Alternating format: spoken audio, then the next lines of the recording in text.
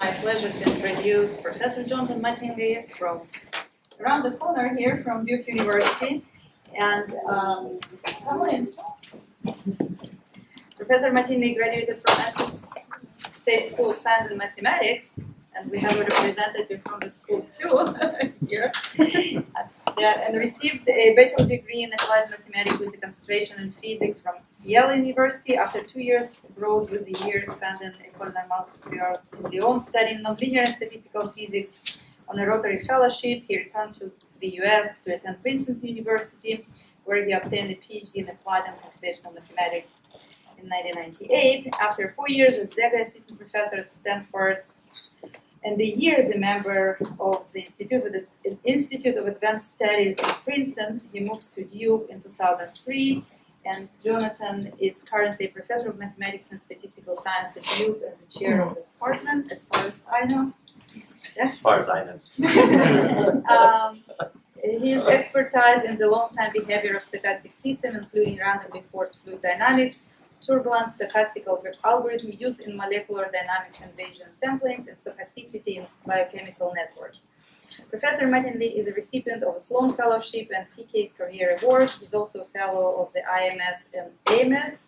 He received the Defender of Democracy Award from National Common Cause for his work in quantifying gerrymandering. And here is talk, please.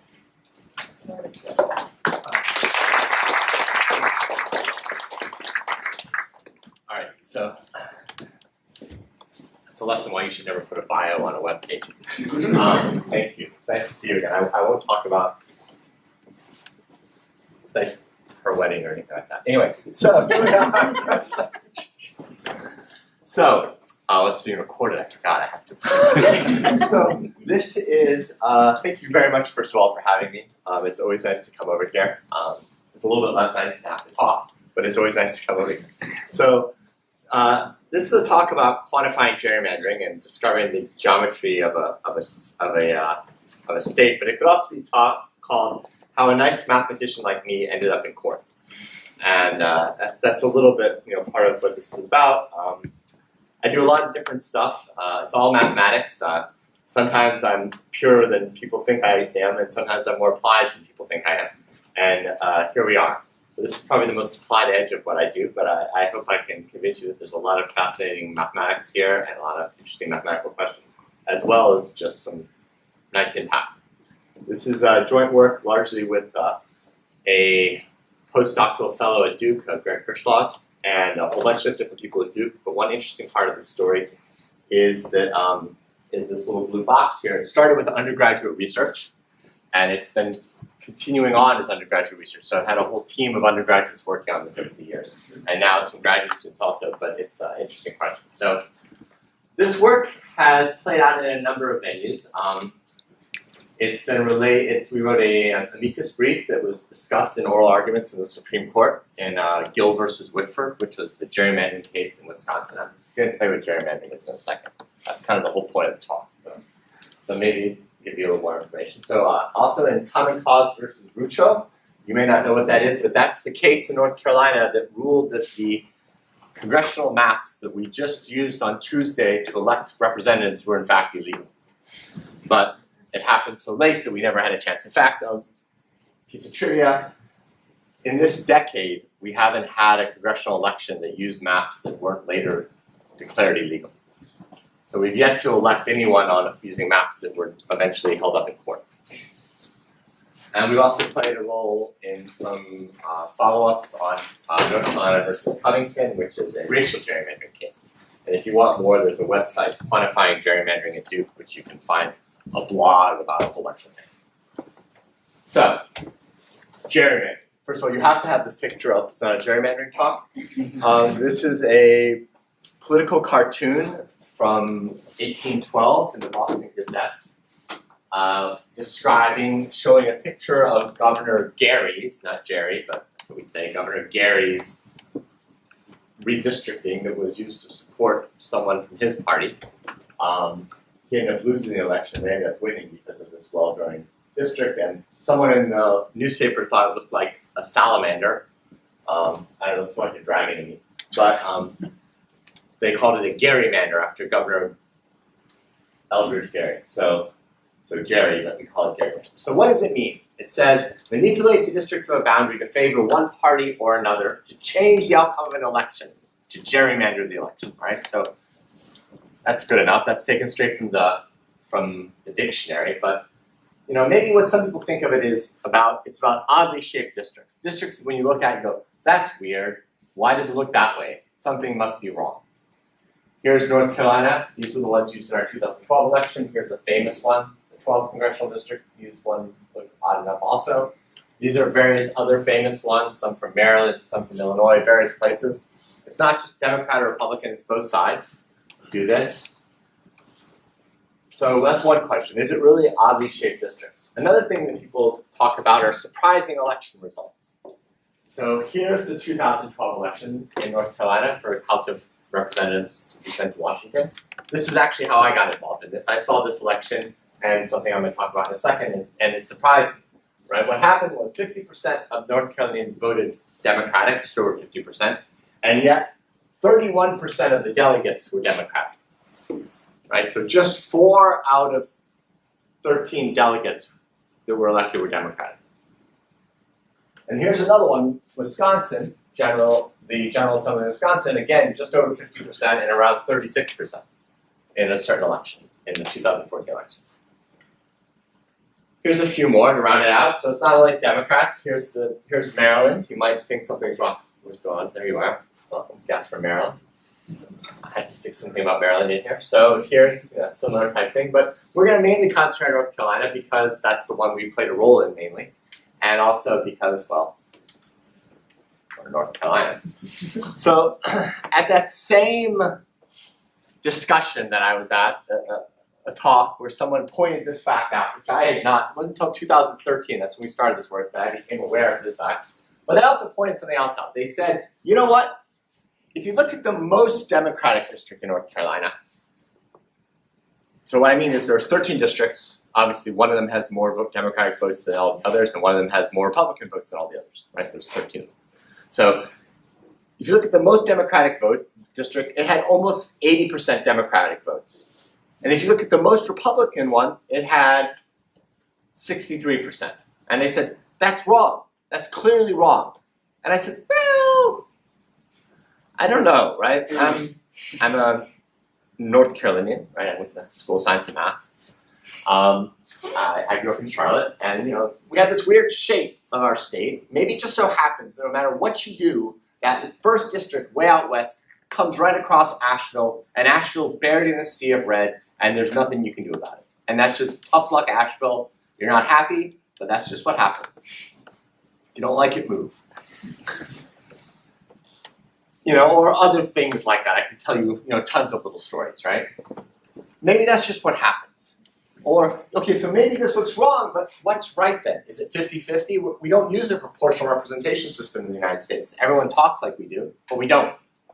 So then the mathematician in me clicked on, and I said, well, how would I figure that out? And so Christy Vaughn, an undergrad at the time, who also was from North Carolina, who also went to the School of Science and Math. I was trying to formulate a mafia joke, but I can't on the fly.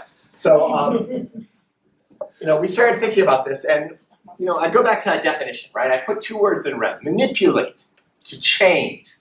Implicit in that definition is some idea that you knew what it should have been before. Right? That you had some idea, some normative standard, some prior idea of what it should have been. In the weirdly shaped ones, you go, well, why did they look that way? They should just be nice little blobs. Okay? Yeah, maybe. Maybe you're right. But you can also imagine 1,000 years from now, the Earth is heavily populated, and it might make sense to have a congressional district which is made up of people who only live in the bottom of the Grand Canyon. Because they have different needs than the people who live on the top. People on the top throw their garbage over the edge, it falls down on the people below, they're angry about it. They have a common cause. It's reasonable to make them a constituency. Just because it looks funny doesn't mean, right?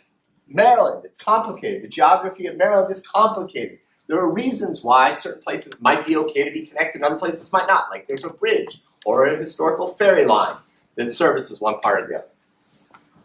So that's where we started from. And we said, okay, well, when is a map fair? maybe what we would have said is, can we measure when something would have happened without any partisan bias? And how might we go about doing that? So the idea was, well, I do a lot of different things, and if you look carefully, almost every single one of them has the word random in it. It's not completely true. I have a few deterministic cases, but they're rare. So what if we drew the districts randomly, without any political information, without any explicit bias in some ways, and then created a collection, an ensemble of maps, and used that as a normative standard? So then we could replace fair with expected behavior of the collection, right? That's the little linguistic sleight of hand. I don't really understand what fair is. Sometimes people think fair is equal. That doesn't seem fair. Okay, anyway. So with no regard to party demographics or registration, and in some ways what I want to do is use this ensemble to create a null hypothesis to compare things against. So what's the recipe? We're going to determine what it means for a map to be compliant. We're going to come up with some criteria. We're going to sample a collection of compliant random redistrictings. Then for each district, redistricting, each new map of North Carolina divided into 13 congressional districts, we're going to take a single historical election at the level of precincts, and we're going to rerun that election with the new map. And we're going to get an outcome. And then we're going to do that over and over and over again. And we're going to let the state's geography, the political makeup of our state, where people live, where people don't live, where the people who think about this live, and where the people who think about that live, decide what the political outcome should typically be. We're not going to predispose that it should be somehow symmetric or that it should be a proportional representation system. We don't have a proportional representation, right? Like there's a whole book, the Federalist Papers, about discussing why we don't have a proportional representation system and maybe why that's a good idea, right? And then they even wrote a musical about it. Anyway, so. And then we're going to, once we have that distribution defined, we're going to use Markov Chain Monte Carlo to sample that distribution. Right? We're going to use MCMC as a means to sample that distribution. All right. So what are those criteria? So in North Carolina, we took those criteria from an often introduced bill.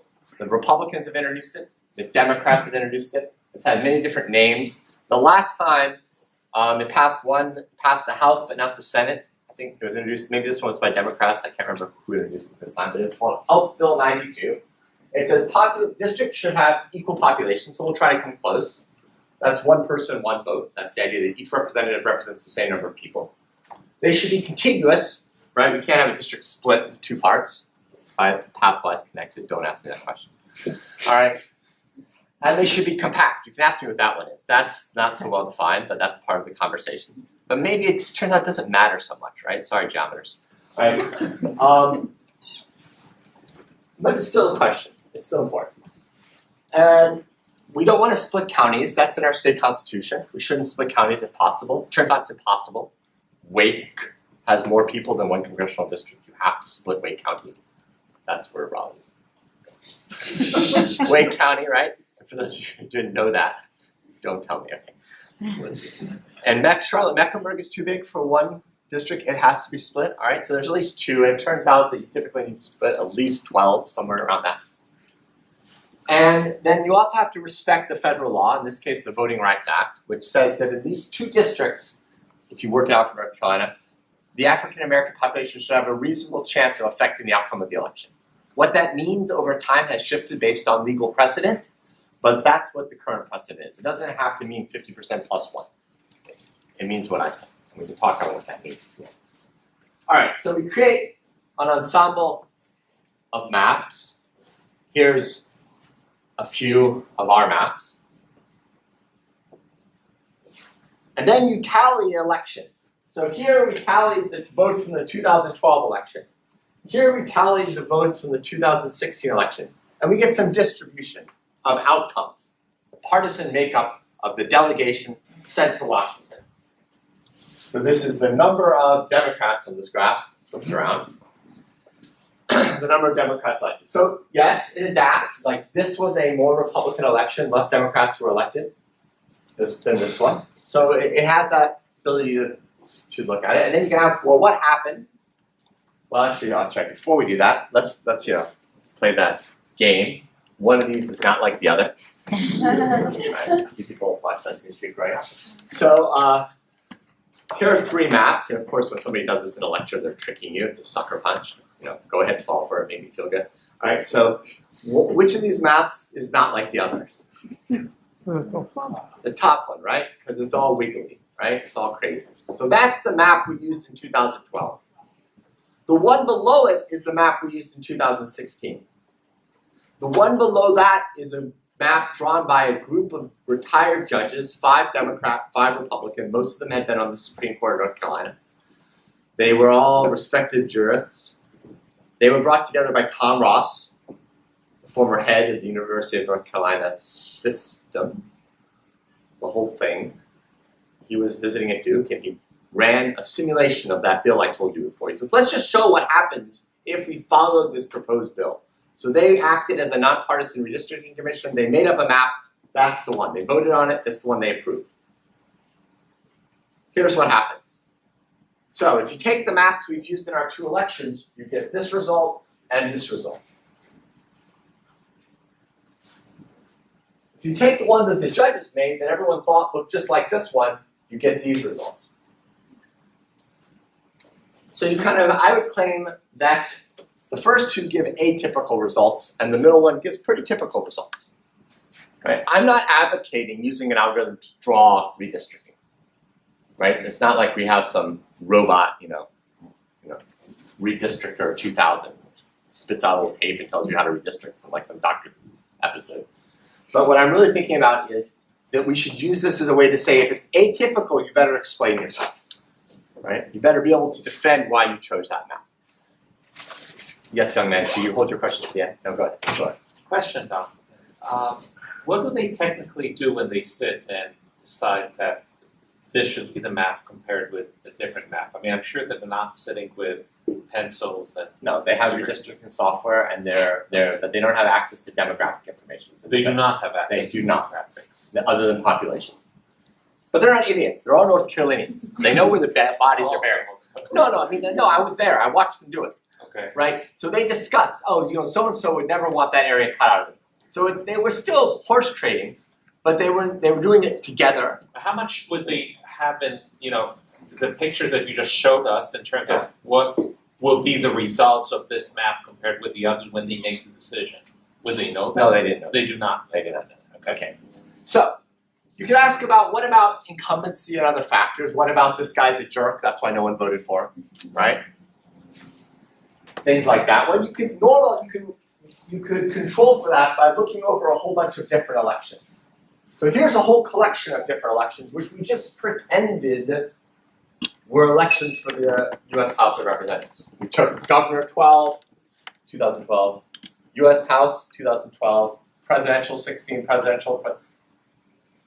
North Carolina's Secretary of State. We did many, many more, but all the other ones look like these. We just picked out the representative ones. So we had one of them in each place kind of to give you an idea. And you notice what happens. The green dot, which is the judge's map, tracks more or less with the center of the distribution. It responds to the changing will of the people. People change their minds, different number of people are elected. Elections have consequences. Here, the election essentially never changes. The outcome is hardwired in, which is not surprising because they actually said on the record down the street from you, he said, why did you decide that the map should be a 10-3 split? He says, because I tried to make an 11-2 split and I couldn't. Can't make that up. All right, so go back to this map. So let's take these 2 ones that are strange. Is it just that when it's strange, is proportionality the ticket? Here's the problem. Here's what we did the same thing for Wisconsin General Assembly. So 100 seats in the Wisconsin General Assembly, we did the exact same thing. We took everything into account. VRA there means you using Hispanic districts and some African American districts, and you do this, and the map result gives exactly the peak of the distribution, the mode, and the North Carolina. So even though this one looks funny, it actually seems to reflect the geometry of the state. That's just the structure of Wisconsin. Okay, but let's go ahead and look a little bit more at Wisconsin. Here's a whole bunch of them. Wow, same test. Bam, bam, bam, bam, bam, bam. Seems to do a pretty good job. Right on the peaks every single time. Let's look a little bit more. Whoops, it's not there. Oh no. Okay. I'll come back to that in a second. I took a slide off accident. That's all right, we'll come back to it. So I want to try to explain to you the structure. So I took this famous example from the Wikipedia page. Thanks for laughing. So we took this district, which is 5 by 10, right? And you can figure out what the fraction is if you could do simple fractions. It's 2/5 blue. And we calculated for this particular one, right? So the blue is Democratic. Even though they're in the minority, they still win 3 districts. And we want to understand why that is happening. And so to do that, we calculate the fraction in each of the districts, and we order them from smallest to largest. And we make a little plot like this. There you go. Now we do a couple more. Here's some more redistrictings. Bam, bam. You can count what the percentage are, and you get plots like this. You get a bunch of plots. Now you do that a whole bunch of times. By the way, I do this in my class with undergrads. They're all fun. And you get a distribution. Fox and whisker plots, quick stats, yeah? Okay, good. So, 50% of the distribution is held inside the box. These are some version of the outliers. They would kind of be the 97 and 90 and 2.5% quartiles if this was a normal distribution. And so this gives you some idea of what the outliers are. And so you see that some of them fall right in the middle, and maybe that's a way of thinking about it, this visual representation. We want ones that fall, and this gives us some structure into the finer structure of the election. All right, so here's the medians, right? All right, so let's look at our 2 elections. If we do the same thing in North Carolina, and we plot for the 2012 votes and the 2016 votes, and we plot the judges map, this is what those curves look like. If you take the districts, 13 districts, Democratic percentage each of them, order them from most Republican to most Democrat, here they are. Most Republican to most Democrat. All right, now, this is the most Republican, 35%. This is the most Democrat, right? I mean, so remember one of them had, remember we saw that map, it was 60 something percent? 65%? Okay, well that's maybe not so crazy. That looks about right. But now we can look at the most Democrat. It turns out it should be around 66% typically, if the judges is right? We'll look at that in a second. And you can also read off who wins and who loses, right? If you're a district on this side, below 50, it's Democrat, it's Republican, sorry. And if you're on this side, above the 50%, it's Republican. So you can read off, Democrat. I flipped that, sorry. These are Democrats, these are Republicans. So you can read that off from this plot. This plot is just 13 marginals of this high dimensional distribution, right? And it's incredibly illustrative. It tells you a lot about what's going on. So here's the medians. If we do a whole bunch of samples, we run these medians through here, it matches up pretty well. These judges, Dawn, made a map that does a pretty good job of capturing the typical behavior. I'm amazed. So you can see, this one is pretty typical. It falls right in here, this one, and it's somewhere right in this space, right? All right, let's put the elections that we've had in North Carolina on this map. Now all of a sudden you see that these ones have many less Democrats in them than they should, and these have many more. And there's the structure. So these are packed districts. These have Democrats packed into them, and these districts are cracked. So they have their Democrats spread out in such a way to affect the election. So 538 made a whole bunch of maps for all over the country. Let's take 3 of them. The top one is the judges. The bottom one is the 538 plan, which tried to be compact and respect counties. The bottom one is one that tried to make compact districts without worrying about splitting counties. Let's put them on the map. Similar, a little different here and there, but they kind of follow the trend. They also made one where they optimized to be as Democratic as possible and as Republican as possible. There they are. So here's the red one, where they made it as Republican as possible. It lines up pretty well with the map we have right now. Does exactly pretty much the same job. And the Democratic one looks very similar, just reflected across. They all have this jump. This jump is what I would want to you to look for. That's somehow the fingerprint of gerrymandering. In fact, in court, we called it the signature of gerrymandering. So what happened? Through a series of events, I ended up testifying for almost 2.5 hours in Greensboro in federal court in this trial. So I was the first witness in Common Cause versus Rucho to present exactly, these are 2 plots actually from the trial. I put these plots up and explained it to the judges. And what's amazing, maybe as a mathematician, is if you read their latest opinion, which was 280 pages roughly, it reads like a paper. They list all the information, they draw their own conclusions, they support it, they put plots like this in their ruling. There are all these plots from the testimony in their ruling, and they talk about what they mean. And they say, this is not so complicated, look at this. And by the way, the panel had 2 Democrats and 1 Republican. And although they disagreed on some parts of law, they all co-signed the main opinion. They all agreed that it was, well, you should read their opinion. I won't put words in their mouth. 280 is a lot of words. 80 pages. All right, so. By the way, what about on Tuesday? What happened on Tuesday? We had an election. Couldn't resist, right? So I can't show you the same kind of plots yet because there's a complicated process of one bad thing about early voting is that we have to put everyone's vote back in the district where they live. So there's a process of resorting where everyone's vote belongs, even though you cast it someplace else, right? And that takes a little while, and that's not yet done. Board of Elections will post it, and as soon as they do, I'll be able to do it. But let me say, here's the order. So there's one unopposed race. I just had the audacity to assume it was the most Republican, since no Democrat bothered to run in it. It turns out to fit pretty closely to being the one down here, it looks like. The magenta one has this jump, exactly the same as the other. So it basically looks like the same kind of election. So I can't tell you what the outcome should have been yet. This was the outcome, right? This is the one McCready just lost. Just fell over the edge, right? So, but it seems to have exactly the same structure as the elections we had previously. So in the 12 districts that had opposition, 51% voted Democrat, and 9 out of those 12 seats went to the Republicans. All right, so if you look back at this lack of responsiveness that we had here, it exactly translates, it's exactly caused, the arrow should actually go in the other direction.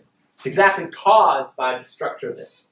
See, what happens here is, it's not the worst. See, in these elections, notice what happened is, I didn't really point this out before, but they were ordered from least Democratic to most Democratic, right? And if you look here,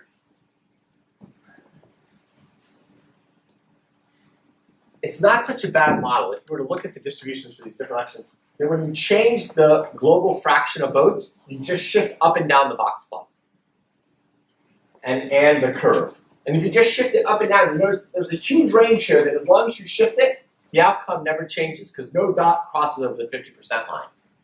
And that's what causes this huge jump.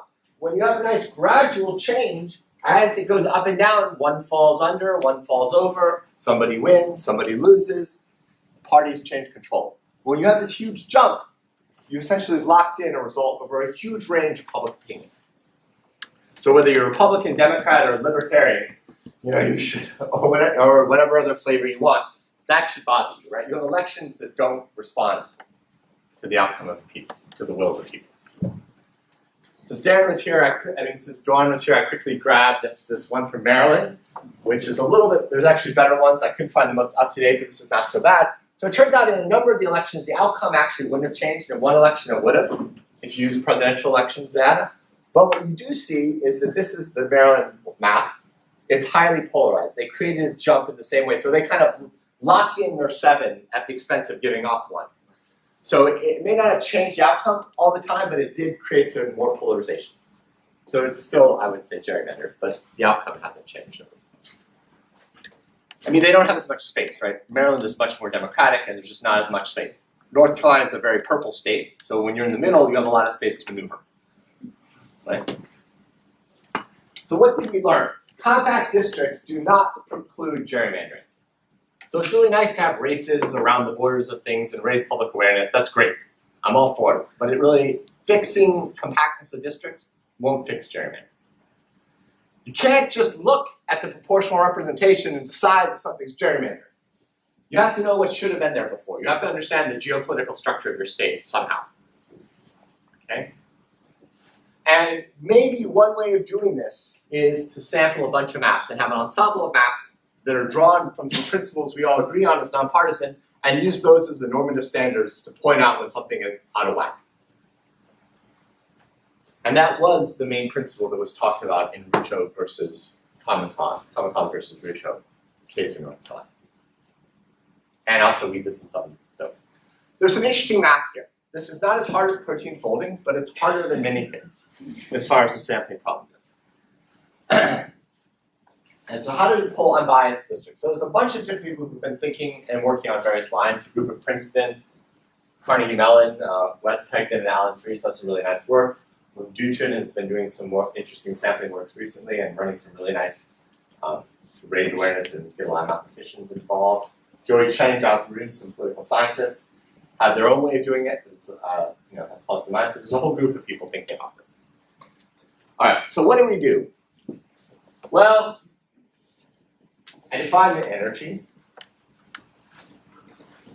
One, to check for the population. It's a weak relaxation of the optimization problem that I define the measure with. I define an energy as score function, which measures how well the populations are equally split, how compact the districts are, how much the VRA is respected, and whether counties are split or not.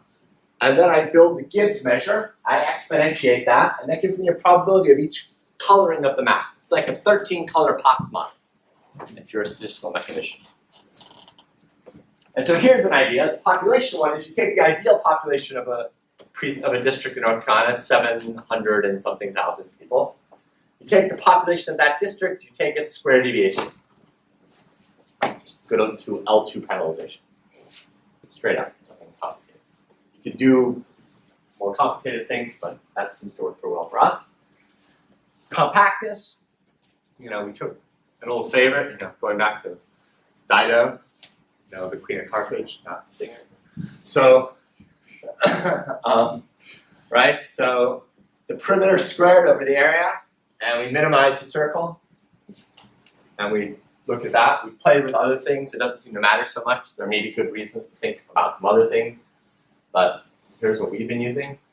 We use the soft relaxation. This is really not important, but we use some kind of soft penalization function to at the edge, if you don't have enough VRA districts or if you don't split counties too much, we do things like this, kind of standard tricks from, in the dirt, applied mathematical engineering, where you just want to build a function that does what you want.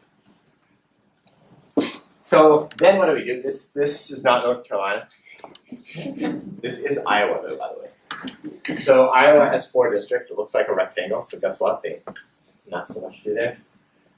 But we pick one of the conflicted edges. This is the simplest version. We start to do much more complicated things now. You pick one of the conflicted edges, like that one. Conflicted means it goes between 2 different colors. And then you randomly flip the color across it.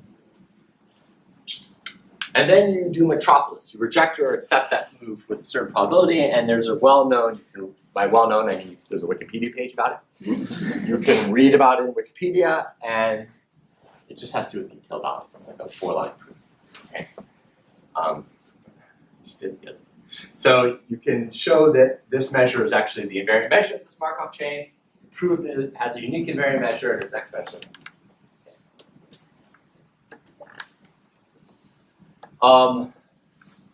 So this is a nice paper by a group that was based at Princeton, now at Harvard.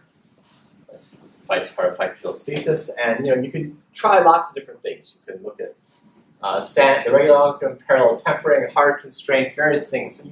So you get different answers, and there's some difficulty here. You have to be careful. So one thing we've done is we looked at Maryland. So here's actually the better Maryland slide. I forgot this was here. And Joey Cheng uses a constructive algorithm. We use a sampling algorithm. We like the sampling better. It's more principled. But if you notice, the support of these 2 curves are not so different, and you end up coming up with similar qualitative results. So there's some interesting mathematics to do here. some kind of concentration or measure of result to be proven. Let's not do that one. I think we can leave that in. We do a whole bunch of tests. We change all the parameters up and down 20%. We start from all different initial conditions. We get the same answer. We run, instead of making 24,000 maps, we make 120,000 maps and see if the answer changes. It doesn't change. So we do a whole bunch of kind of classic tests like this. And they don't seem to matter. We change our population threshold, what we consider kind of a critical acceptable population deviation. None of these things seem to matter. You always seem to get the same answer. What's gerrymandered and what's not. So we also, actually just kind of look at how the map evolves, and we plot the Hamming distance from one map to the other map. So you check if a precinct is the same in two maps. After you permute over all possible orders, you can get a distance, and then you can compute that, and you can see, well, they're actually typically pretty far, the maps in our sample, from each other, so they've moved around a bit.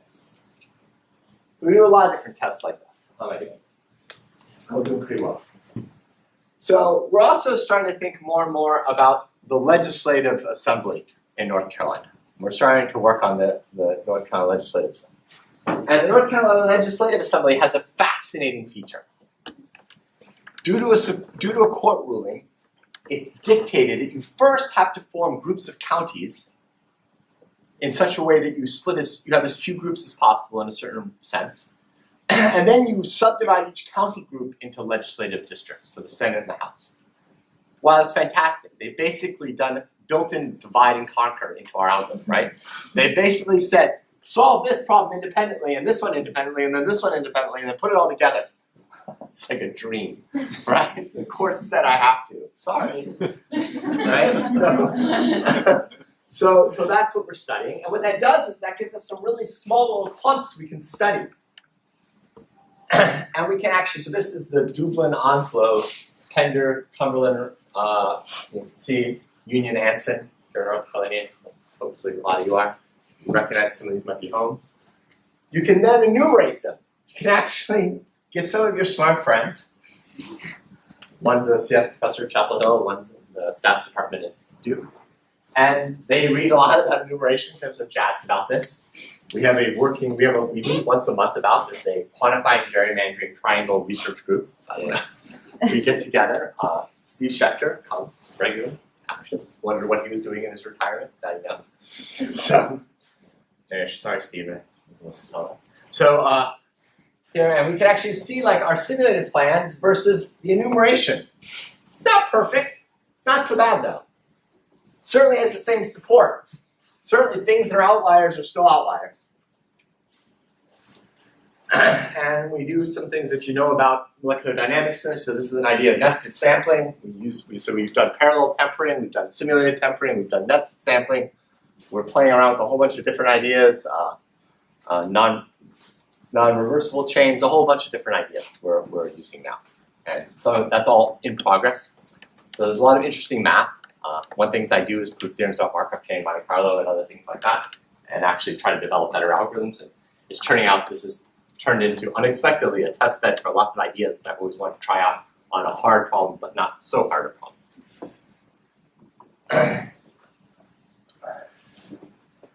Right, so here's this nested sampling and some other things. So, like I said, we're trying out a whole bunch of different ideas, and we're trying to see which one is better. So let me try to just go straight. So this is not the end. This is the sucker punch. This looks like an end slide, but it's not. So don't laugh. Don't get happy.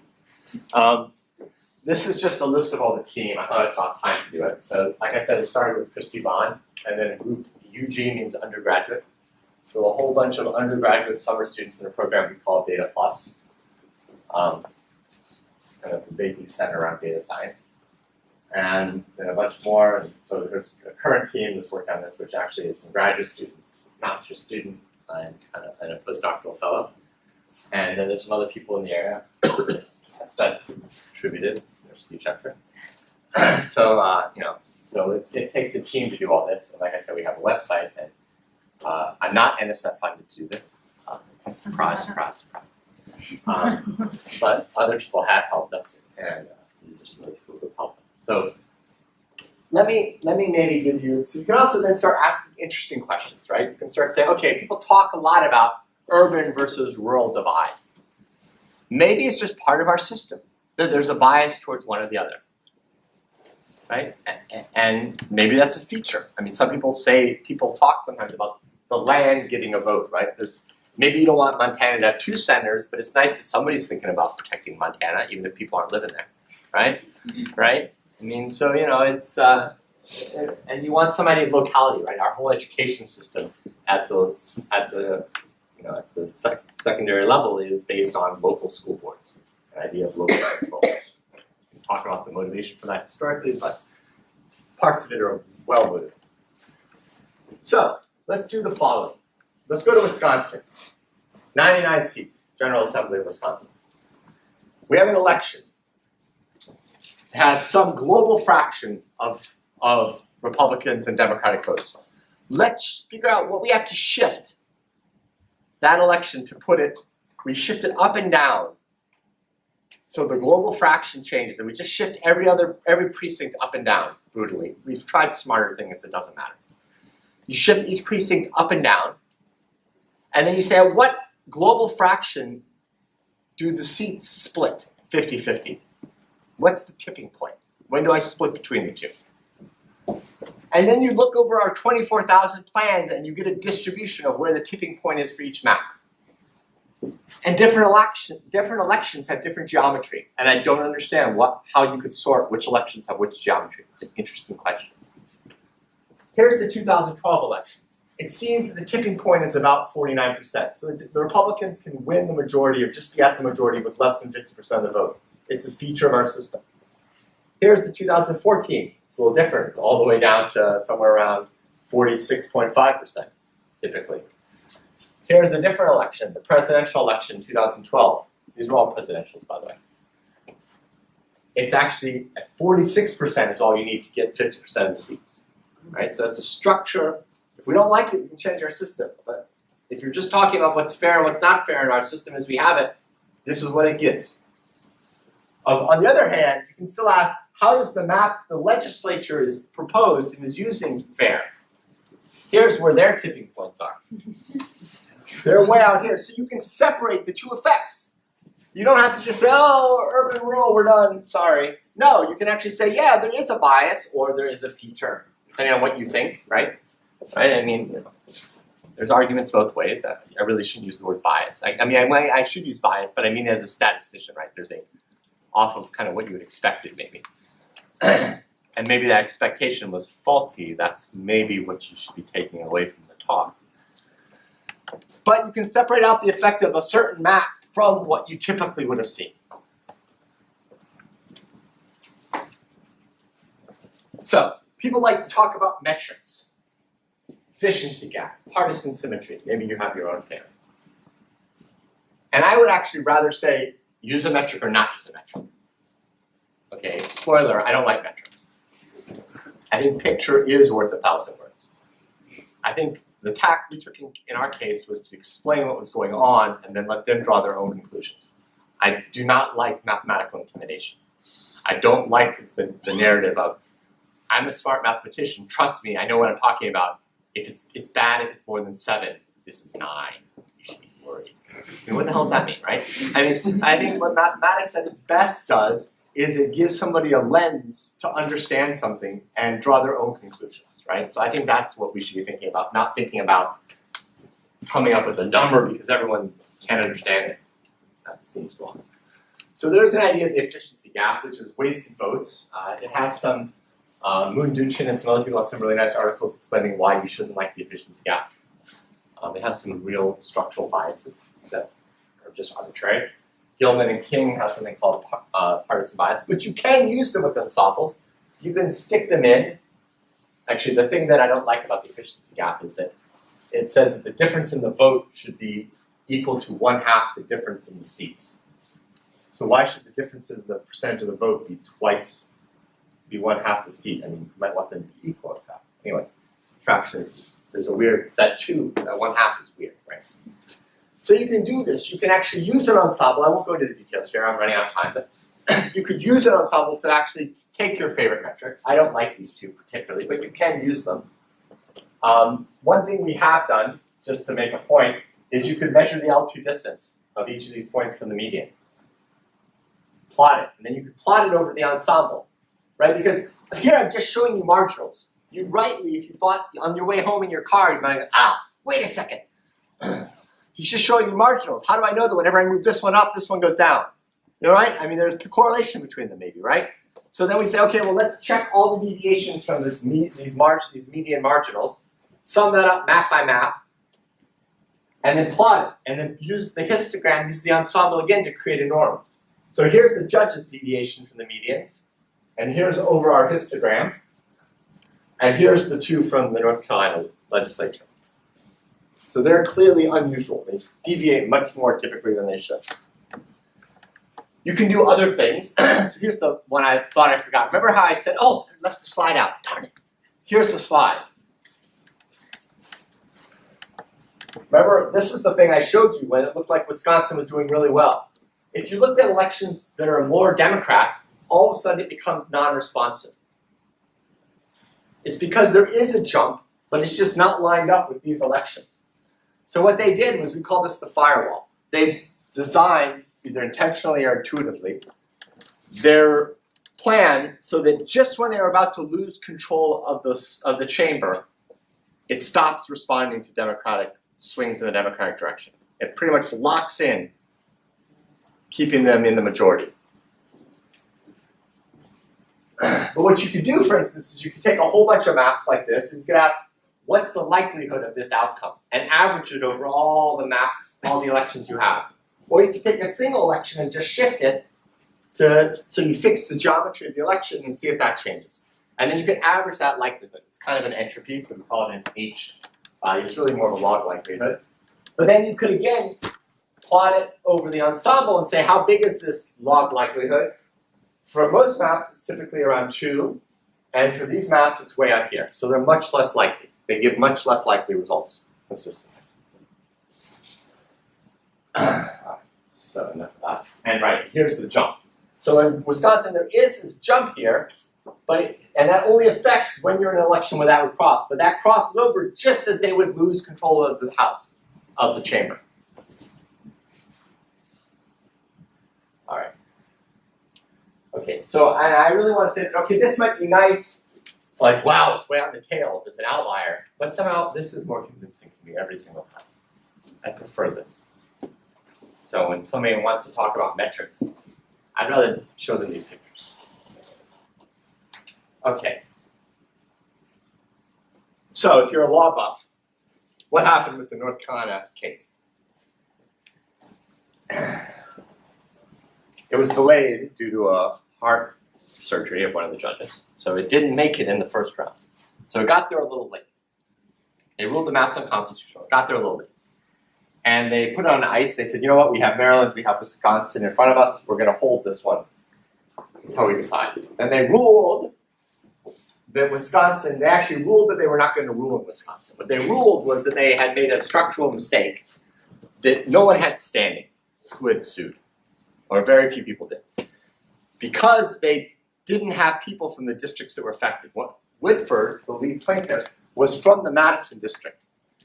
And it actually turned out the election more or less like it would have turned out in any of their alternative maps. With Madison turned out just about the same way. So they're like, nothing happened to you. You're not the one who got hit by the bus. So you can't sue the bus driver. Just because the person sitting next to you got hit by the bus, you don't get to sue. That's standing. So then you want to think about localized harm. So if you listen to, there's a podcast where they came to me and asked me this question, the unscripted podcast from Silent Friday. This is NC-A&T, one of your sister schools in Greensboro. And it is District 14, 13, and District 6 split across it. And you might say, that's interesting. Why would you split this school in half? This clearly constituency of people who might want to be in this have to represented. Is there a community of interest? Could it have possibly been because they were all 22-year-old African Americans predominantly, right? And maybe they all vote consistently exactly the same way. and not for your party. So that was the question, right? The problem is that it's just, if you say, show me all the districts, ATT is split in about 4% of the plans. But if you look at the ones that it's split in, it doesn't really change a thing. Here's a little district of District 13, the one centered on AT over our entire ensemble. It doesn't change a thing. But that's not surprising. It's a few thousand people in a district of 780,000. It's not one small change. You could split A&T or not split A&T. Right? You could put Wake Forest with Raleigh or not put Wake Forest with Raleigh, and it wouldn't matter. That one choice. What does matter is the accumulative effect of tons of small choices. So you can't say, this is it. Look, you split this thing. Unsplit this, and all's going to be safe. And that's a little bit of a problem. There's a little bit of, in the way the media talks about it, unfortunately, the way Justice Kagan talked about it in one of her concurring opinions, there's some complications there. So you see, because here's that signature gerrymandering plot. Here's the 2016 election. You see, this district looks pretty typical. It's right where it should be, right in this meat of this one, right? But it's really in a small neighborhood with this one. A small fluctuation, and these two switch places. So was it this one that was gerrymandered? Or was it this one that was gerrymandered? But then, a small fluctuation in the votes, and they switch places, and all of a sudden, it's over here, and now it's not gerrymandered? You really need to talk about this entire clump. You need to talk about both kind of a localized version of this somehow, right? So you have to think about, how do you think about that? I don't know all the answers. So how do you decide who has harm, who has standing, where the harm is geographically localized? So I'm running out of time. I see that. So let me just say this. What you can do is you can pick a certain precinct. You could look at the district in each map it's in. You could look and see what the typical political makeup of that district that precinct finds itself in over all of your maps. And then you could say, which precincts in this map find themselves in unusually Republican or unusually Democratic districts. So you find yourself right now in an unusually Democratic district in this one, and your neighbors just over your line find themselves in an unusually Republican district out in Wake Forest. And Charlotte is in 2012, so it's the older map. But you can do this, and then you can kind of do similar things. So this one also has a lot of blue and a lot of red. Here's the judge's plan. Sorry, I'll just be quick. Notice it's pretty white. There's no place that's that unusual. That's why this plan does a better job. And then you can ask, you know what? All I really care about is where the harm is. What districts find themselves in a region that's 95% outlier, really unusual from what they usually find themselves in? It might just be it's Brevard. If you know what Brevard is, it's a pretty liberal town in a sea of red. And they're out in the corner of the mountains, and it's just never going to change. They're stuck. I think that's probably Brevard. So maybe Brevard's not the best example, it's too small, but something like that, right? So here's the three maps we have. This is the 2012 map. These are all the precincts that are in 95% out of what they would usually find themselves in. This is the 2016 map, and this is the judge's map. So every map has some harm. It's impossible, right? Somebody unfortunately dies of a heart attack. It's never going to happen, right? But if the drug you give them causes 75% of the people to die of a heart attack, maybe there's a problem. If 2% still die of a heart attack, well, then you might actually have a cure for heart attacks, right? So it's just because one person dies of a heart attack doesn't mean something wrong happened. So this is how we've been thinking about this. And then you can do the same thing. You can look over all the maps and say, what was the harm, the typical amount of harm? Typically, you have this amount of harm, and here's the amount of harm in these two maps. So you can try to think about this geospatially. There they are. Okay, thank you very much.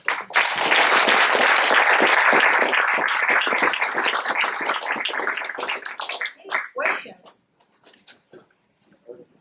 I think this is true, but the American system political is totally corrupted and outdated. So everyone knows this, and you just confirm it. Okay, it is very, very nice. Well, I may agree with your summary of premises, but let me just say I didn't say that. I said the way we draw maps here are corrupt. If we use other systems where we had a nonpartisan group draw a map, we could end up with a perfectly reasonable map. Now, we may not like the biases that our system has. You may not like this non-proportional representation system, but we could fix how we redistrict, and it would make a big difference to fix it. No, whoever has the power will reshape the districts, and that's what they do. And if they're smart, they will keep doing this. Right, but you could say, here's a collection of districts, and if your district acts very different than this collection of districts, then you have to explain why, and change the owners from having to defend it in court to having to get permission. Also, one more thing. I think when you do the sample, Yeah. you assume that the same people will vote no Yes. matter what. But this is not true. This is not true. I'm not sure about this. That's why we use many different elections. But say if I live in California and I want to vote for Trump, will I go for the election? No, because Right. there's no chance. I agree completely. So No. Your point is very well taken. There's voter suppression.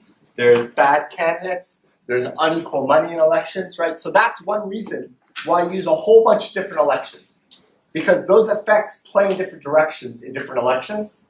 And if a map consistently fails across many elections, you might argue that you've kind of normalized for that. Questions? Yes. So Karen. we're going to be in a position to draw some new maps here. Yes, ma'am. What do we as citizens need to do to make sure that there's a mathematician in the room where it happens? Right. So this is a complicated question. So first of all, let me be really clear. Like we did Maryland. We look at other states. We have tried very hard to make this a nonpartisan conversation because we think that it's for good governance, not a partisan thing. So, in North Carolina, we don't have citizen initiatives, so we can't go into citizen initiatives. There is a group that has a number of people from both sides of the aisle involved. Tom Ross is one of the people spearheading it. I think it has to.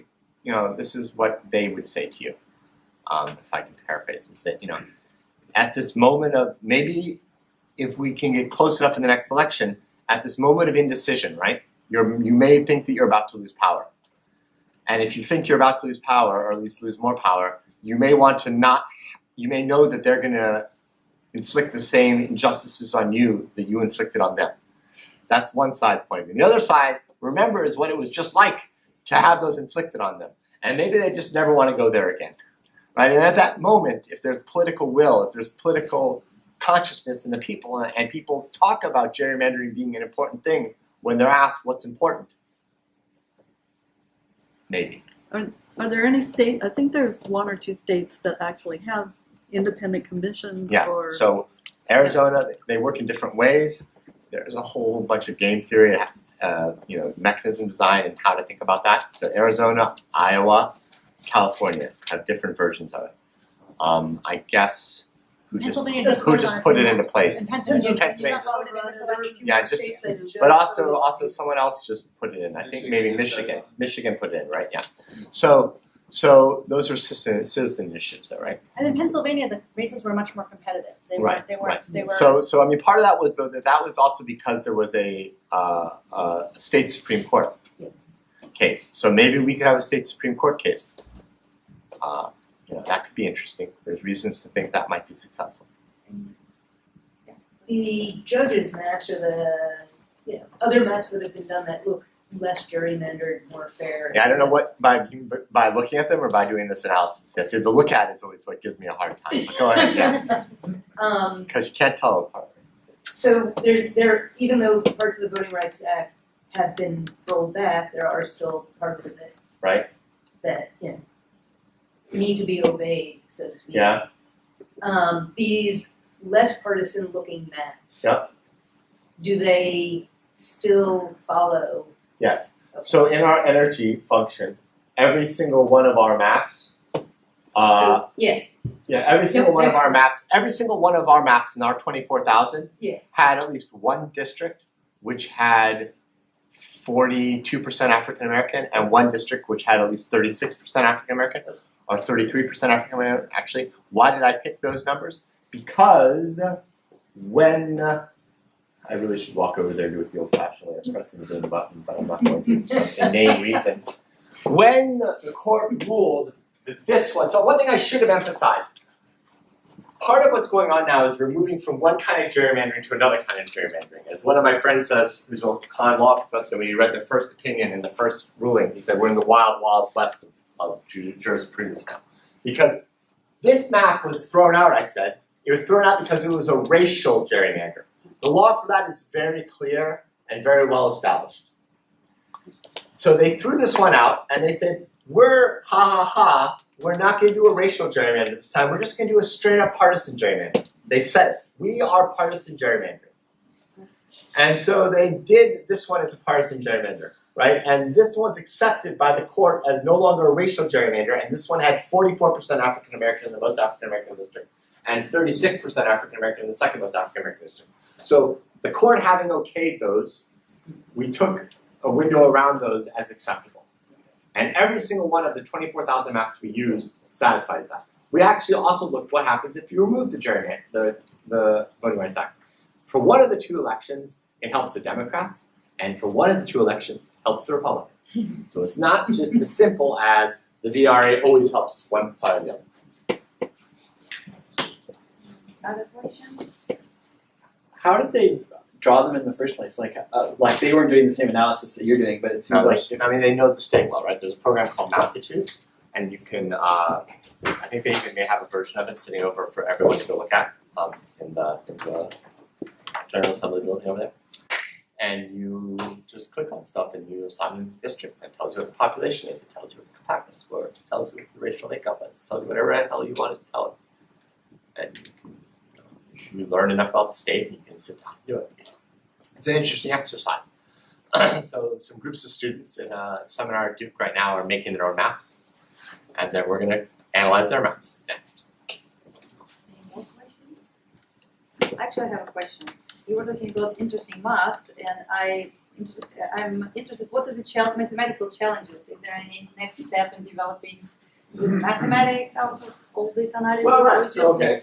So I don't think I have it in this talk, unfortunately. I don't know why I didn't put it in there.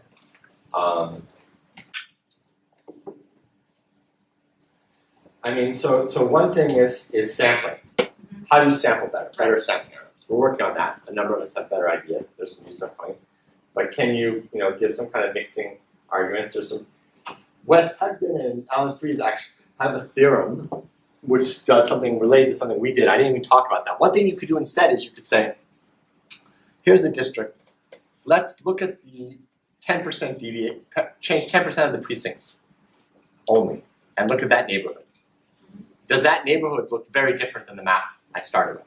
It turns out if you start with the legislature's map and you change 10% in that neighborhood, it looks very different. It was carefully engineered. If you look at the judge's map, half of them look better for the Democrats, half of them look better for the Republicans. It's not so engineered. It's not fragile, right? So you could study things like that about the fragility of these spaces, right, and the edges. And I really actually, I mean, it may be that these don't mix well, but this is not so different. You can make a reasonable model if you know what the random energy model is, the spin classes. This kind of looks almost like a glassy, like a shattering transition. Like it might be that we're in a shattered state. And so maybe understanding that, but then, the reason I brought this slide up was, here I changed all the parameters 10%, 20% each way, back and forth. And nothing really seems to change that much in this makeup of these box plots. So then you start to think, well, yeah, okay, but everything I just told you you can read everything you care about from this 13-dimensional marginal. Maybe that's enough to have kind of a concentration of measure phenomena, right? And maybe you could prove something like that, right? Maybe you could prove that, okay, you can argue all you want, but if you use any reasonable generation scheme and any reasonable way to look at it, it's going to be okay. You're going to be able to pick out the outliers anyway. Or generative models. Like, why do we get this basically fairly linear thing? I have some generative models where you throw down random cities and you study that. I've made some of those. I have 2 undergrads, 3 undergrads working on that. But would this change if you change your function? Right, that's the point. So here I've changed this, the constants in front. I've changed the compactness. It doesn't change that much. But that's a question, what kind of stability do you have? Yeah, right? But that's still kind of a concentration of measure phenomenon under perturbation. Other questions? So if not, let's thank John.